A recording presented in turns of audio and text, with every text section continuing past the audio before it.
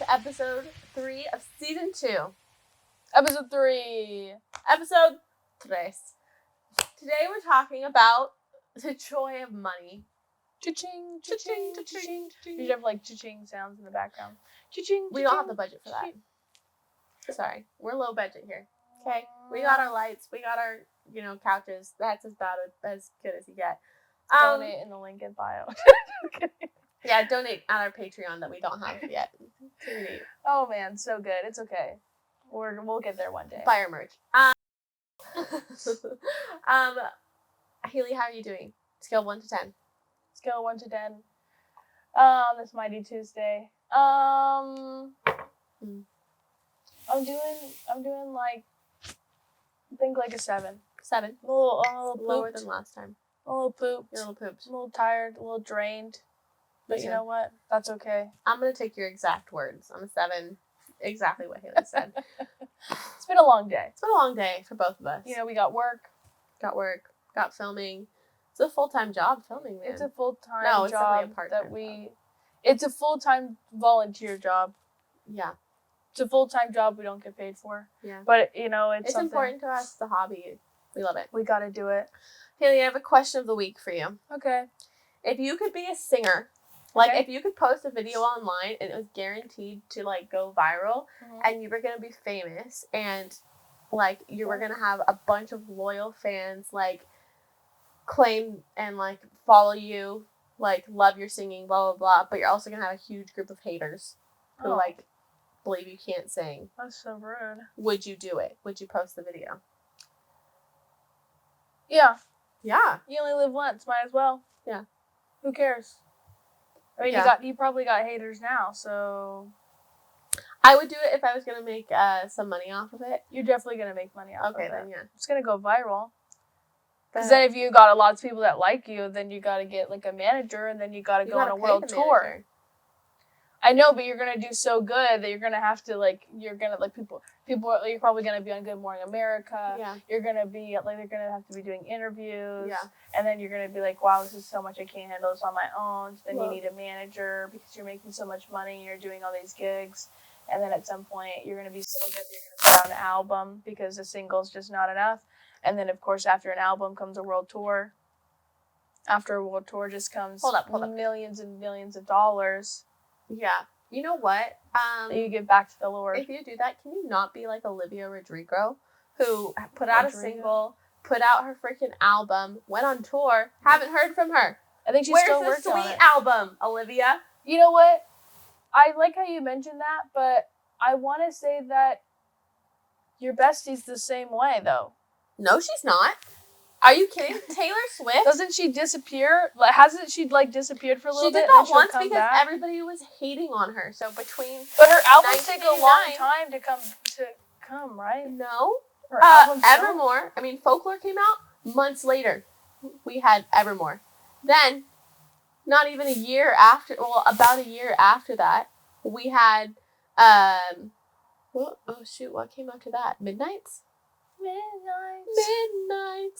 Was it Midnights? Am I missing something? Evermore. No. We had Fearless, Taylor's version. Then we had Red, Taylor's version.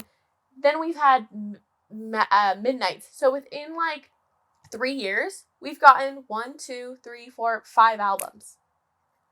So don't hate on. I wasn't hating on her. I was just saying. I hate that they call her that. Just saying. I'm just saying you're wrong. All right. Well, anyways. Speaking of people making billions of dollars, Hailey and I don't make billions of dollars. I wish we did. But we are talking about money today. Why are we talking about money? It's important. And I think... makes the world go round. It makes the world go round. And something we did want to bring up was why we're talking about money. Yes, finances is one of our, how are you doing financially in your 20s? But why is it so important? Yeah, it's important to be... financially stable, but it's also biblically important to be financially stable. We could have got these stats ourselves by being real well versed in the Bible. We're not at that level quite yet. We aspire. So we do research, that other people have done for us. Maybe in season 52 we'll get there. Yeah, we'll be like theologians. That's the goal. But these stats come from Envoy Financial. Chair guy's holding them up for us. Thanks, Chair Guy. 15% of what Jesus talked about was about money and finances and how to, like, handle your money. Well, 16 out of 38 of his parables surrounded money and finances.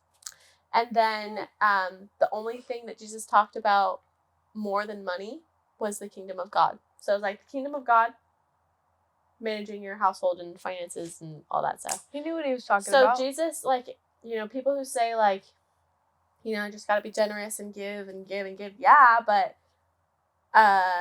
you know, it's also important to manage your own finances and manage your household. Yeah, you got to stay afloat. Yeah. Yeah. And more than that, like, Jesus doesn't want us to just be, like, just barely hanging on, you know? No, like, yeah. Yeah. So that's why we're talking about finances, because it's important. It is important. And I also think, like, family background and, like, bringing your upbringing has a lot to do with your outlook on finances and on money. So that's what we're talking about today, is more like what our outlook on finances was growing up, what it is now, how we got to where we are now. Gonna talk a little bit about debt. Not fun to talk about, but but it happens. Yeah, here we are talking about debt in our 20s. Anyways, growing up, what was your outlook on money and finances and debt and all the things? Yeah. I don't think my parents really talked about money a lot growing up. Wasn't something we talked about a lot. My mom was a stay-at-home mom up until I was a freshman in high school, and then she got a job.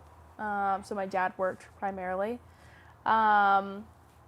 But yeah, I mean, I don't think my parents really wanted to, like, not burden us, but they didn't want to let us know if, like, they were struggling or not. I think they thought, like, as kids, like, you just need to grow up and just live your life without those pressures. I think once I got my first job in high school, I think that's when the conversation about money really started to come in. Yeah. Things were a little bit cheaper then than they were now. So they, like, helped me try to learn how to manage money, and really, like, gave me some, like, helps and tips and insight on, like, if you have $150 bi-weekly, then you don't spend $150. Like, you need to put some away, like, try to really, like, budget your money so you're not, like, spending it all and then waiting, like, a week. Like, you're like, I blew all my money, I have nothing, now I'm just gonna be broke for a week. So, yeah, I mean, I think a lot of it is also just, like, live and learn on your own as well. But, yeah. Wild. Yeah. What about you? How do you feel like your family played a role in financial stuff, like, growing up? I think my parents were always very open with where we were at as a family financially. I think it was, you know, money with 4 kids, money is tight. Yeah. Like, even if you have a good job, but, you know, my mom was a stay-at-home mom, and my dad has a great career, great job in San Jose. So he's luckily able to provide for, you know, us 4 kids and our house, and but it was always very, like, it was always tight. Yeah. I remember, I don't know if my dad wants to be talking about this, sorry Dad, but I remember when my dad lost his job, I think I was like a sophomore, junior, and I think I was probably a sophomore in high school maybe. But I remember, you know, conversations of, like, okay, like, where can we save? Like, we don't know how long he's going to be out of work. Yeah. Luckily it wasn't, I don't remember it being, like, too long. But it was definitely like, okay, like, you know, as a family, we got to take this on together. Yeah. So it was a very family oriented thing where like we talked about money. My dad, you know, he would always tell us like, learn from my mistakes. Like, don't get a credit card. Don't get in credit card debt. Like credit card debt is the worst kind of debt that you can be in. Like, cause you put yourself in that situation and it's just like, oh, I'll pay it off later. Yeah. So he was very vocal with like, learn from my mistakes. Like, don't be like I was. Yeah. And like he would say that. And so like credit cards or, I don't know, whatever it was, like don't go into debt, have a budget, like save your money. So I was a big saver because of my dad and my mom. Yeah. Because I, you know, that was drilled into my head, like be responsible with your money, you know, and I honestly don't think I think my parents are pretty financially responsible. Like they have 4 kids and we're not, you know, drowning. Starving or, you know, so like we are beyond blessed. So I think, you know, balancing the two. And so, but yeah, I definitely was a saver. I did a lot of babysitting growing up. I did so much babysitting growing up. And I just saved it all. I've become a little less of a saver, like in recent years, which is so bad, but it's like, okay, now I have money. I can spend it. I want to spend it. Yeah. But I have this like saving mentality in me where it's like, it hurts me to like spend money, like going on vacation. I'm like, oh my gosh, how much am I spending? Like it hurts not to budget. It can happen so fast. Yeah. Too. Or like just eating out. Like I think in the last year I've been eating out like a lot, like and not doing as much meal prep or cooking as I used to. Yeah. Like especially in college. College I was a big saver. Like friends would go out, I would get nothing, or I would get like the cheapest thing on the menu because I'm like, I gotta save. Like, yeah. So, yeah. Wild. Yeah. But did go into debt for college. So we can talk about like debt and like why we went into it because we've both been in debt. Yeah. For a hot sec. For me, it was college. So I was like, sorry, just continuing, but like I am very blessed and was very blessed to have my parents pay for tuition and for housing when I was in college. Yeah. I graduated a semester early, so for 3.5 years. They paid my way through college. I got a lot of scholarships, so that helped bring it down to like a reasonable cost because I did go to like a private school, but I got a lot of scholarships from like GPA stuff and like I had applied to a lot and clubs. So because I had that mentality in my head of like, you got to save, like save. Like I also, you know, wanted to help my family. And I don't know if that is like anything to do with like older child, but I was like, I got 3 younger brothers that have to go to college. Like I can't suck up all the funds. Like there's a fund for like 4 kids to go to college. So I'm like, okay, as much as I can save, like I want to save as much as I can and not spend as much as I can, so that, you know, I'm not sucking up my brother's college fund. Yeah. So, you know, I got a job, I think the second week into college. Like my friend had a job lined up and I like went with her to like get her ready and I was like, can I have a job? And they were like, sure, you can work in concessions. And so I worked in concessions at football games. Oh, nice. I worked in a food truck. I eventually got like an office job on campus. I was an RA. I got a job at Grace. So you're just hustling. So I was hustling. Yeah. I was hustling. I was, at first I was double majoring, dropped that to major and minor because that was not going to happen. So yeah, I was hustling to save as much because I knew, like my parents paid for a lot of my college, but I was still going to be in debt after. So I think, to be totally transparent, I think I was about around the $30,000 mark of like being in debt, maybe a little under that. And because I had saved so much in college, when I got a job, so I graduated in December 2019, started working at Northrop March 2020. Wow. Right right when pandemic helped. So I will say that as tragic as it was, it helped a lot because you're at home. Well, you're not spending as much. Yeah, I'm not going out. I'm not going out. I was stupidly, even though I was back at home, I was still paying rent back down here to like have a place for like when my job called me back in. So I was like not living with my parents, but paying rent for a place I wasn't even at. So that sucked. But because of like not going out, not really planning any vacations, not doing anything, I was able to put like my full paycheck for like 12 months of the year to paying off my debt. And because I like had savings, like I was able to pay for everything else I was doing. Yeah. I dipped into my savings, I think half of my savings to pay for my debt. So because I was like, I knew the debt thing had like been frozen. So like I wasn't accruing interest, and I was like, I want to pay this off before the interest starts. Yeah. And I don't want the like stress of like being in debt for long. So I just put everything, and it hurt because I was like, my savings is going down and not up, and so it hurt. But it's like, okay, you're, about $30,000 in debt. How much can you just knock off?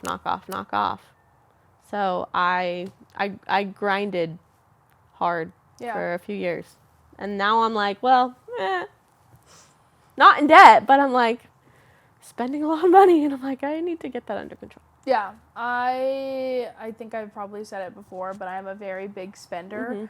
It has taken me a lot of discipline to learn how to save. I probably don't save as much as I should, and I probably spend more than I should too. But I think it's all just about like learning. Like life's just about learning, and you'll like. You live and you learn. Like, there's lessons learned in everything, and so it's one of those things where that's just life. That's just life. What about, do you want to talk a little bit about your debt journey? Like, I know you were in some credit card debt, got out of that, and now with, like, student loans and stuff. Yeah, luckily, when I was in credit card debt, when I had my little phase of that, it wasn't, like, anything out of the ordinary. Like, I know people that get in, like, tens of thousands of dollars in credit card debt. Luckily, I didn't really use my credit card that much, or it was like the beginning of it, so like my limit wasn't like 10-15 grand. Yeah. It really wasn't. It was like a lot for me because I wasn't making as much. I think my limit was like 2 grand, but still, like, to me, like, that was like 2 grand that like I didn't have at the moment. Yeah. So yeah, at first the credit card was just something to like help build up my credit, that I use like for like small purchases, like going out to eat or for gas, like small stuff. Yeah. And then eventually it started to just grow into, I can just put whatever I want on here. Like I can buy whatever I want, and it doesn't have to come out of my paycheck. Like I'll figure it out later, blah, blah. And it worked for a little bit. I was like in a spot where I was really budgeting. I say budgeting well, but clearly I wasn't budgeting well. Where I could put like $400 or $500 a month in and pay off my credit card, but then stuff would come up, and like some months I would pay.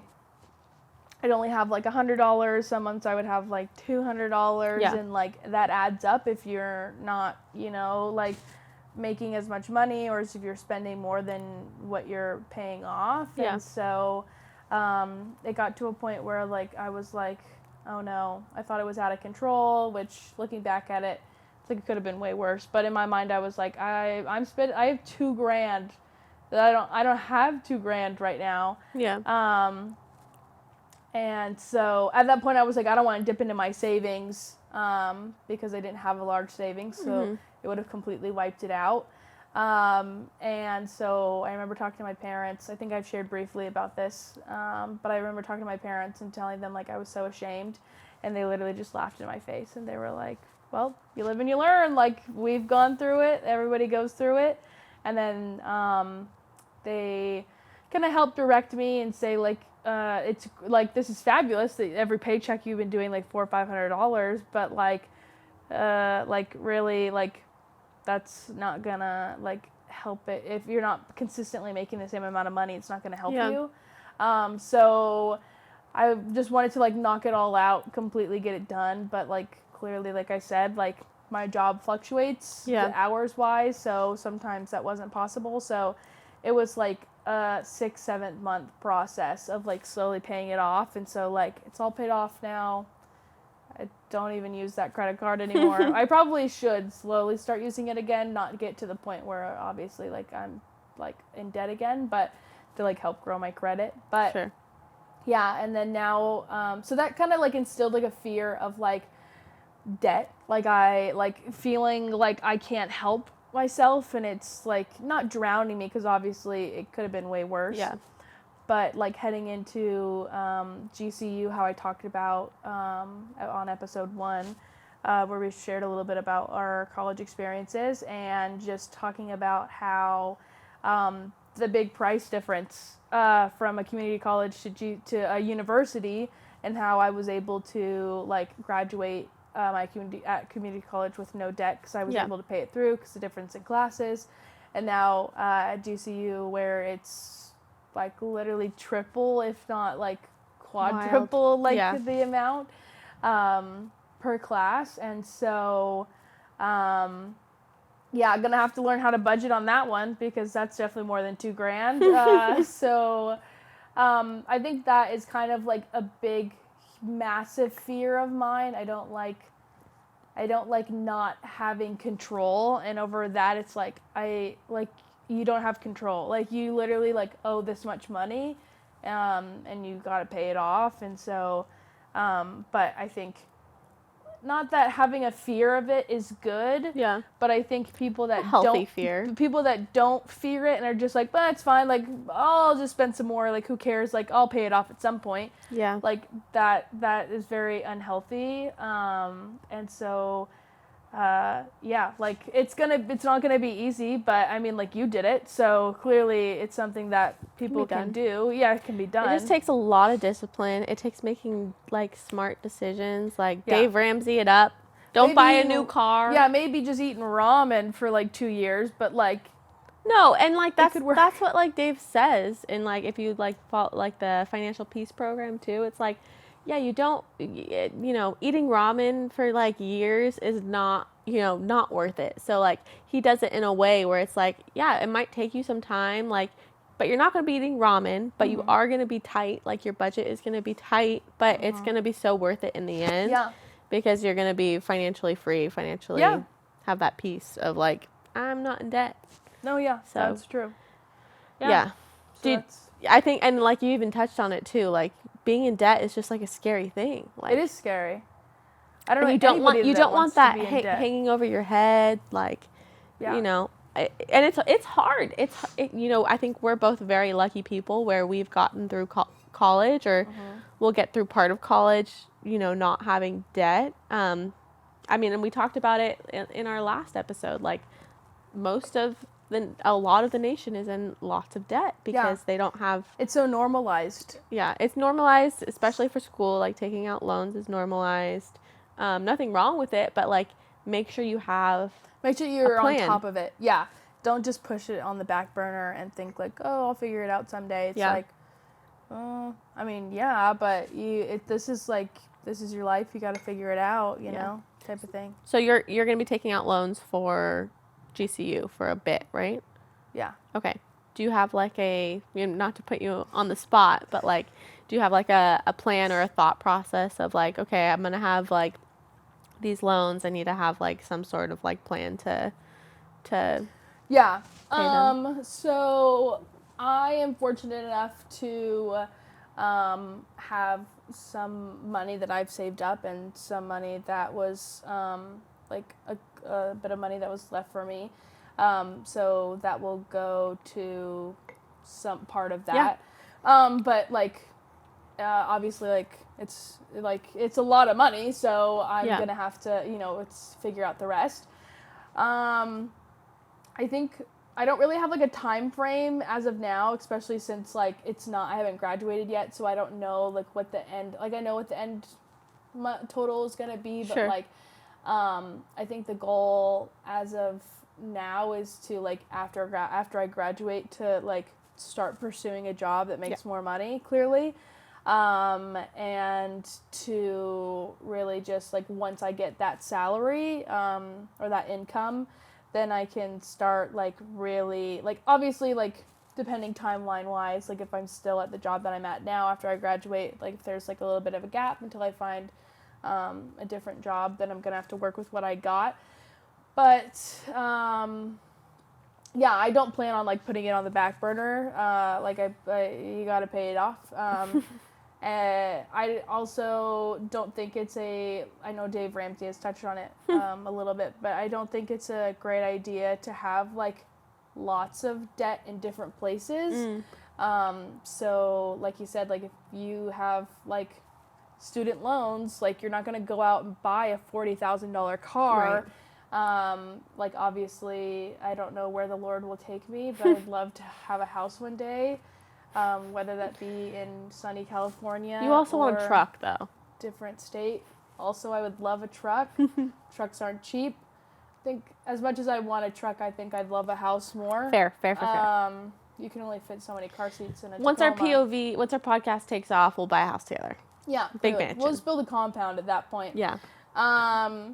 Yeah, so, you know, and California is really expensive. So expensive. So, as much as it kills me to say, most likely, depending on where the Lord takes me, also where my future husband takes me, where we decide to go. Come on, sugar daddies. Sugar daddies. I'm looking for a husband. A quality sugar daddy. Quality, husband-worthy sugar daddies. Making my own money, but if somebody wants to give me some, that'd be great. Absolutely.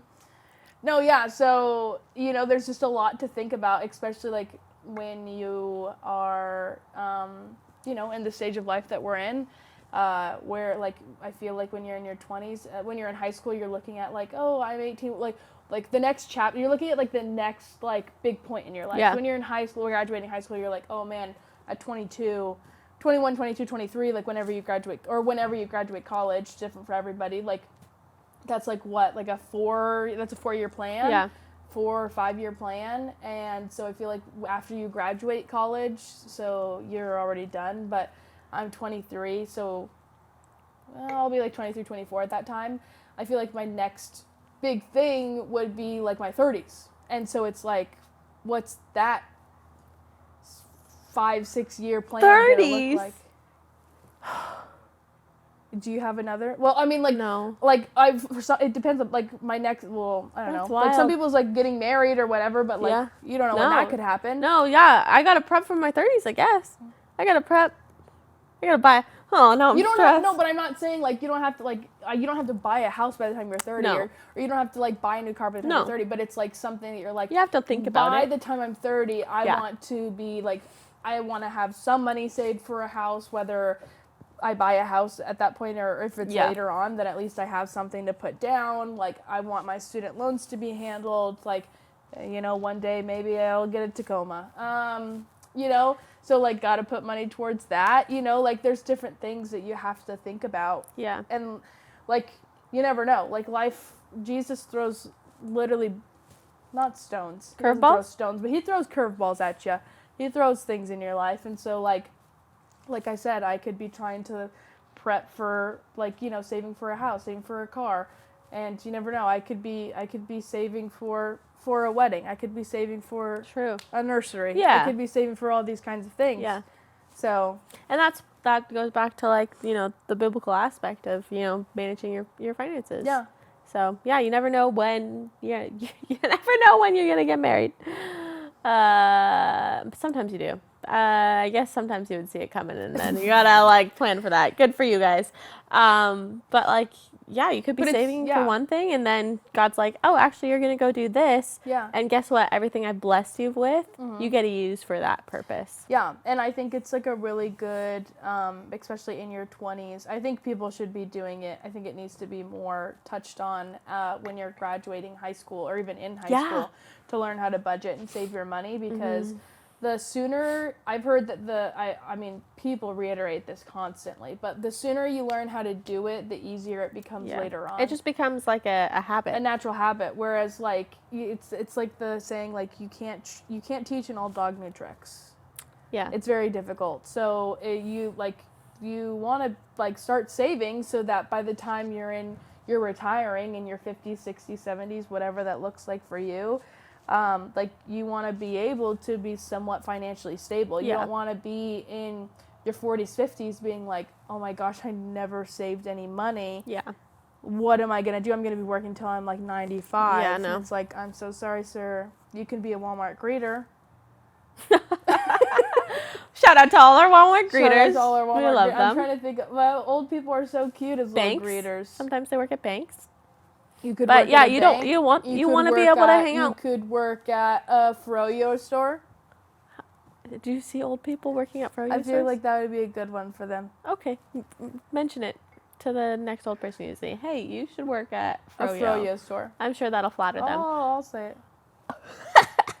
Yeah, you want to be a grandma to your kids and be able to. There are 4 people at my work currently retiring, and they're all. Oh, if they watch this and I get their ages wrong, age doesn't matter, okay? But they're all definitely under 60. Definitely. Gotta say. Man, that's the Pretty life. Sure. So to retire under 60. Yeah. I feel like, I don't know. Maybe I'm just speaking from the word of Hailey, but I feel like that's not very common. Like, I feel like I hear a lot of people now, because of how things are so expensive, people are having to work even, like, longer than expected. Like, yeah. Like, I feel like we don't have the stats for this, but I feel like, in my own opinion, I feel like the age of retirement has been pushed. I think for us, it's definitely back. pushed. Yeah, we're going to be working for a while. Like, I think, that the people who are in their 50s, 60s now, they definitely have it a little bit easier because, like, they had, like, I think most people at my company still had pension. Pension's gone. We don't got that anymore. Like, the rates, like, they all have houses, like, we're not gonna. Things were cheaper. Yeah, things were a lot cheaper. So, yeah, money is hard. Money is hard, but we're figuring it out. And so I think just, like, having a plan. Like, if I was gonna give any advice, it'd be like, have a plan, have a budget, and talk. And if you don't know how to budget, if you don't know how to plan, talk to somebody. Get a mentor. Get a mentor. If you're involved in a church, there's plenty of people. Reach out to somebody. If you're, not in a church, like, reach out to somebody you respect, whether if it's like a parent or a family member or, someone you respect financially. Yeah, go for it. Go for it. Go do it. Go do it. Get financially peaceful. Thank you, Dave Ramsey. We love you. Okay. Anyways, we've kind of gonna have a shorter episode today, maybe, but I think just getting the ball rolling of, hey, money is hard, but God wants us to talk about it. God wants us to, we gotta provide, provide, do other things. So, coming to the end of the episode. Hailey, do you have a POV for me? Of course I have a POV for you. I stumbled across this fun fact. You know how much I love my Hailey fun and facts. her POV fun facts. I stumbled across this fun fact, and I felt like it was so good I had to share with the people. Okay. Brie, I'm going to ask you a question. And I know the answer because it's the fun fact. Do you know what the national animal of Scotland is? I don't. Do you want me to tell you? Yeah. It's a unicorn. Why? Why is a mythical creature the national anthem? Nope, national creature. The national anthem. Can you imagine if the unicorn was the national anthem? Unicorn. Oh, unicorn. Yeah, thank God that's not a thing. No. A unicorn is the national animal of my grandfather's country. How did you stumble upon that fast fact? Are you just part of a fast fact network? Fun fact email club. Fun fact email club. Just kidding. Sign up. We should send that out. Like, we should send out fun facts. That'd be hilarious. I don't understand. I also think, like, unicorns when I was younger was great because I used to love the Barbie movies. And they always used to have... Pegasus? That's not really a unicorn. They had, like, a... Barbie and the Pegasus? Kinda. I loved that one. But, like, so strange. What are they? Unicorns? It's just a horse with a horn on it. I think Sarah thinks they exist. Sarah? Are they, so, help me here. There's no proof, right? There's no proof. Like, this is a mythical creature, right? Like, there's no proof that there was ever a unicorn walking the earth, But there's no proof that there ever wasn't a unicorn. Were dragons are mythical too. Dragons are dinosaurs. Dragons are dinosaurs. Dragons, are they real? Like, were they ever? We don't know.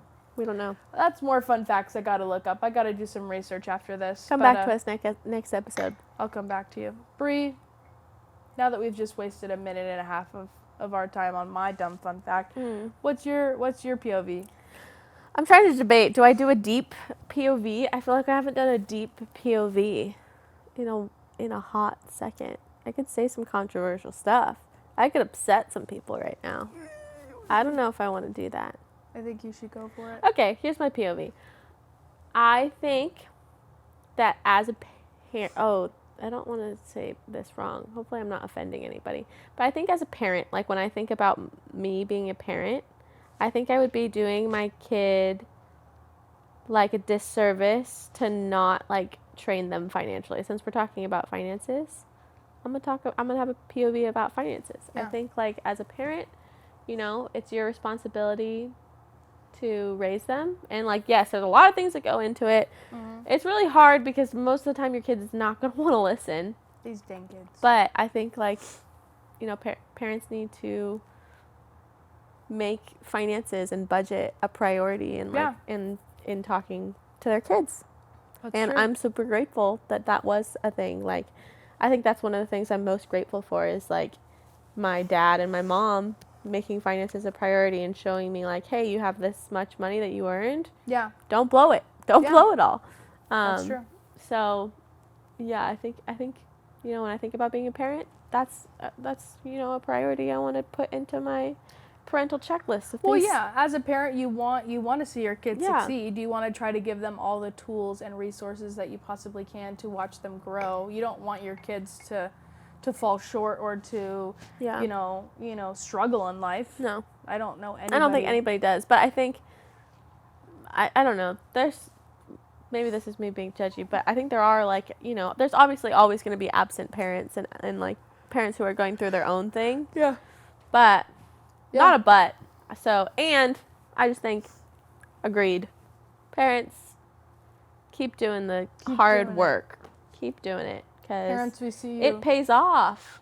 So, like, snaps to all the parents. Parenting is hard. Snaps to all the parents. Snaps to parents that are still there. Yeah. We love it. And for all the supportive parents who help us. So, shout out to mom and dad. Shout out to our mom and dad. Shout out to our moms and dads. Shout out to all the moms and dads listening. That's right. Anyways, this has been POV.